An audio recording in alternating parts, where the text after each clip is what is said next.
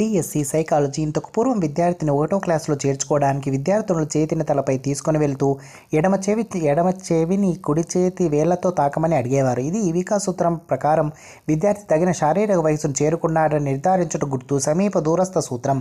పిల్లవాడు సాధారణంగా ఈ వయసులో 2 పదాల వాక్యాలు మాట్లాడడం మొదలు పెడతారు. 12 to 18 months. ప్రేరణకు నిష్క్రియాత్మక సూచన ప్రత్యుత్తరంగా మానవ వికాసం చూసే నమూనా, యాంత్రిక నమూనా. ఈ వైకల్యం గల పిల్లలు భాషలోని పదాలు వాడటంలో, ఇంగితాన్ని గ్రహించడంలో, వాటిని వాడటంలోనూ సమస్యలు ఎదుర్కొంటారు. అఫేసియా. ఇంటి పని ప్రోత్సహించే అభ్యసన నియమం, అభ్యాస నియమం. వైఖరిను కొలిచే మాపని పద్ధతి, లైకర్ట్ సమ్మేటెడ్ రేటింగ్ పద్ధతి. ఐసెంక్ మూర్తిమత్వ నిర్మాణ నమూనా ప్రకారం ఒక లక్షణాన్ని సాధించట్లో సరైన క్రమం. ప్రత్యేక ప్రతిస్పందనలు, తరచుగా సంబంధించు ప్రతిస్పందనలు, లక్షణాంశాలు.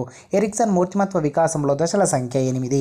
15 ఏళ్ల వయసు గల బాలిక యొక్క మానసిక వయసు 9 ఏళ్లుగా పరిగణించబడిన ఆమెను ఈ విధంగా వర్గీకరించవచ్చు. విద్య నేర్వగల, బుద్ధిమాంద్యత గలదిగా.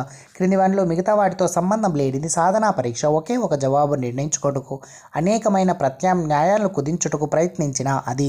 సమైక్య ఆలోచన. క్రింది వాటిలో అశాబ్దిక పరీక్ష, ఆర్మీ బీటా పరీక్ష. స్కిన్నర్ ప్రయోగంలో స్వతంత్ర చరం, పునర్బలన షెడ్యూల్.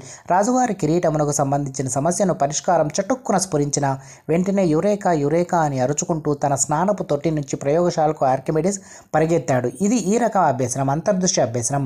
స్మృతిలోనికి సమాచారాన్ని పొందుటకు ఇలా అంటారు ఎన్కోడింగ్.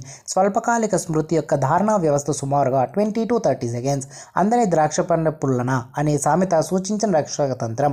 హేతుకీకరణం. ఆనంద సూత్రంపై ఆధారపడి పనిచేసే ఉపవ్యవస్థ. అచిత్తు. పియాజే సంజ్ఞానాత్మక వికాసం యొక్క దశలో విపర్యాత్మక భావన, నిగమనాత్మక ఆలోచన పెరుగుతాయి. మూర్త ప్రచాలక దశ.